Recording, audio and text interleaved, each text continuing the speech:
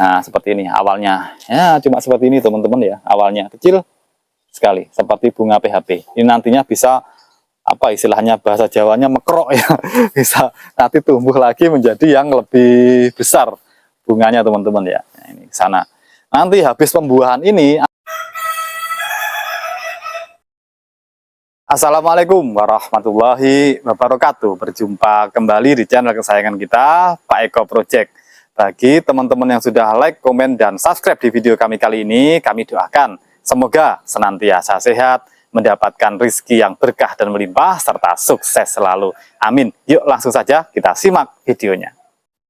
Sebelum kita melanjutkan video ini teman-teman, kami informasikan bahwa di kebun kami ini menyediakan bibit anggur impor yang berkualitas dan bergaransi validitasnya teman-teman ya, serta kami juga menjual pupuk dan juga kami menyediakan jasa konsultasi apabila teman-teman ingin berkonsultasi mengenai anggur dari mulai tanam hingga mulai berbuah hingga pasca panen. Kami menyediakan konsultasi baik teman-teman yang masih skala hobi ataupun skala kebun ya. Jadi seperti ini bibit kami teman-teman ya, ada ribuan bibit di sini.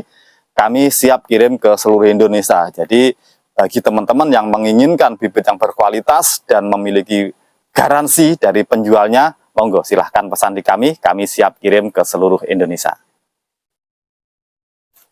Teman-teman pengangguran, khususnya teman-teman pengangguran pemula ya, karena ada yang WA ke kami dan bertanya, Pak Eko, apakah bisa pohon anggur itu setelah pembuahan pertama itu dilakukan pembuahan lagi dan tidak langsung dilakukan foundation pruning?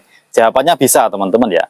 Seperti halnya kami jelaskan di video-video kami yang lalu, bahwa di kebun kami ini ada yang setelah pembuahan langsung kami lakukan foundation pruning, dan ada yang 2 kali pembuahan baru dilakukan foundation pruning. Nah, ini akan kami jelaskan lebih rinci teman-teman ya, tentang pertanyaan Mas Fauzi tadi, yang bertanya Mas Fauzi ya, tentang apakah memungkinkan untuk dilakukan pembuahan kedua tanpa dilakukan foundation pruning. Jawabannya mungkin teman-teman. Jadi gini teman-teman ya, apabila teman-teman ingin membuahkan lagi, sebaiknya pembuahan pertama itu teman-teman memangkasnya di pendek ataupun di medium atau sedang ya.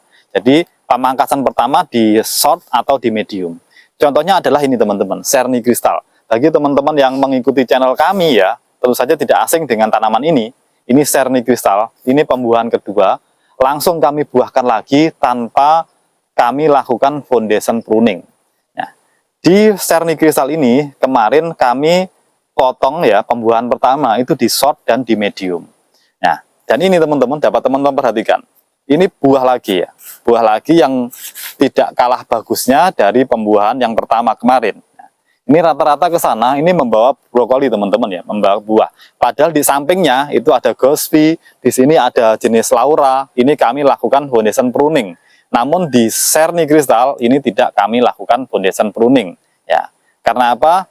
Karena kami juga mengejar cuaca. Nah, ternyata cuacanya masih bagus ya. Sudah mulai panas di Malang, karena Serni Kristal ini pengalaman kami kalau nggak full panas itu kurang bisa serempak ya untuk pecah tunasnya. Dan yang di sini teman-teman, yang di sini ini kami potong di short ya.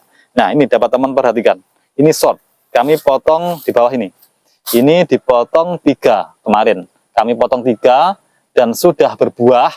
Lalu kami potong lagi di atasnya untuk pembuahan kedua teman-teman, dan hasilnya alhamdulillah ini banyak sekali membawa brokoli teman-teman ya, membawa bunga ya. Dan sedikit informasi juga untuk Serni Kristal ini, bunga pertama itu beda, maksudnya awal kemunculan bunga itu berbeda dengan jenis yang lain teman-teman. Jadi seperti ini, munculnya itu kecil banget seperti ini, seperti bunga PHP teman-teman ya, kecil banget seperti ini, seperti bunga PHP.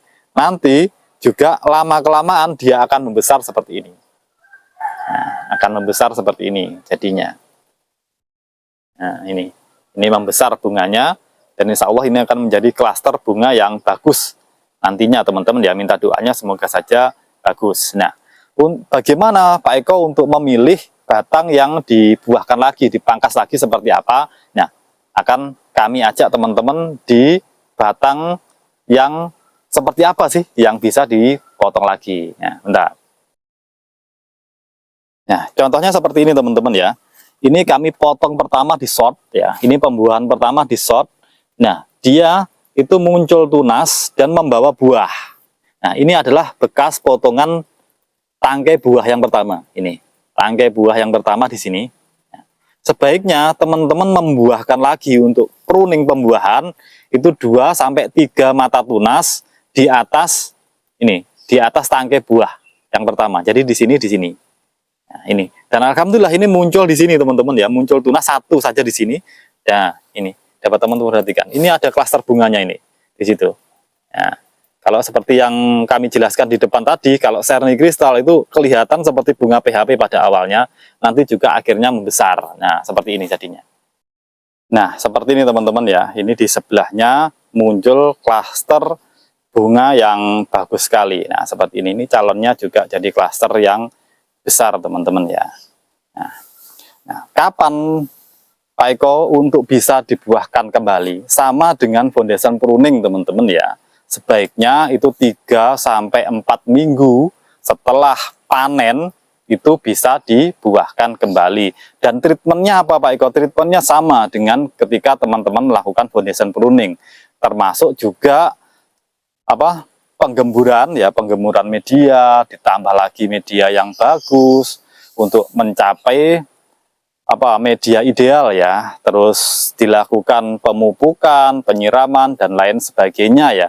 Dan pemupukannya kalau teman-teman target untuk dibuahkan kembali bukan pupuk vegetatif yang dimasukkan ya, namun pupuk generatif yang dimasukkan. Jadi semisal 3 minggu pasca panen mau dibuahkan lagi ya, dipupuk generatif sebanyak 3 kali tadi, tiap minggu dimasuki lagi pupuk generatif untuk mempersiapkan pembuahan berikutnya. Nah, seperti itu.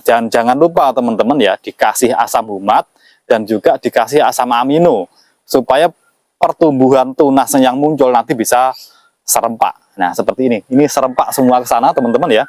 Nah, ini serempak hanya ada 1-2 yang belum muncul tunas di sini ya. Jadi ini alhamdulillah pembuahannya bagus dan rata-rata ini membawa brokoli teman-teman ya. Ini membawa brokoli. Nah, ini membawa brokoli. Rata-rata ada brokolinya walaupun seperti ini awalnya ya, cuma seperti ini teman-teman ya, awalnya kecil sekali seperti bunga PHP. Ini nantinya bisa apa istilahnya bahasa Jawanya mekrok ya, bisa nanti tumbuh lagi menjadi yang lebih besar bunganya teman-teman ya. Nah, ini sana nanti habis pembuahan ini apa yang dilakukan Pak Eko? Kalau sudah pembuahan, sudah panen, dilakukan foundation pruning seperti yang di sebelah kami ini. Nah, ini dilakukan foundation pruning. Nah, nanti nasibnya si CK ini teman-teman kalau sudah panen ya dilakukan foundation pruning seperti ini ya, dipotong di sini teman-teman. Nah, ini dapat teman-teman perhatikan. Ini belum ada foundation pruning di sini, belum ada bekas foundation pruning karena ini masih pembuahan pertama dan ini pembuahan kedua. Ya nantinya akan dilakukan foundation pruning di sini setelah buah dari pohon ini panen teman-teman. Dan dapat teman-teman perhatikan batangnya. Nih, mantap sekali batangnya. Informasi saja ini adalah Serni kristal ya, jenis Serni kristal dengan batang bawah IAC 572. Karena batang bawah IAC 572 ini mulai penanaman sudah ngegas teman-teman ya. Istilahnya itu mulai penanaman itu sudah pertumbuhannya sudah bagus. Jadi pertumbuhannya pesat sekali pada pada awal penanaman dan sampai saat ini. Dan ini merupakan eksperimen juga kepada kami ya. Eksperimen kami di Serni kristal ini tidak kami foundation pruning, kami lakukan pembuahan kedua dengan batang bawah IAC. Nanti seperti apa hasilnya kita evaluasi bareng-bareng ke depannya teman-teman ya. Jadi tanam anggur itu tetap harus trial dan error teman-teman ya, walaupun akan mengorbankan apa istilahnya ya beberapa hal penting ya apa itu namanya proses pembelajaran ya. Walaupun kami membuat video-video seperti ini, video tutorial, bukan berarti kami lebih pintar daripada teman-teman, enggak. Jadi kami itu menganggap teman-teman adalah partner kami untuk belajar ya. Jadi kita pelajari bareng-bareng tentang anggur ini teman-teman ya. Dan inilah hasilnya. Ini penanaman tanggal 23 Desember 2024 teman-teman ya. Kurang lebih 1 tahun lebih beberapa bulan. Dan hasilnya seperti ini. Tanamannya alhamdulillah sehat. Ini satu deret, ini rata-rata menggunakan batang bawah IAC 572. Nah, ini adalah salah satu cara kami untuk uji multilokasi dengan batang bawah jenis ini teman-teman ya. Semoga menginspirasi. Demikianlah teman-teman sharing dari kami. Semoga informasi yang kami bagikan melalui video kami kali ini dapat bermanfaat dan menginspirasi kita semua. Jangan lupa terus ikuti, pantau, serta dukung channel kami, Pak Eko Project, supaya terus berkembang dengan cara like, komen, subscribe, serta share video kami sebanyak-banyaknya untuk menjangkau manfaat yang lebih luas. Sampai jumpa di video-video inspiratif dari kami berikutnya. Salam satu hobi, salam pengangguran Nusantara, petani muda, mari berkarya. Assalamualaikum warahmatullahi wabarakatuh.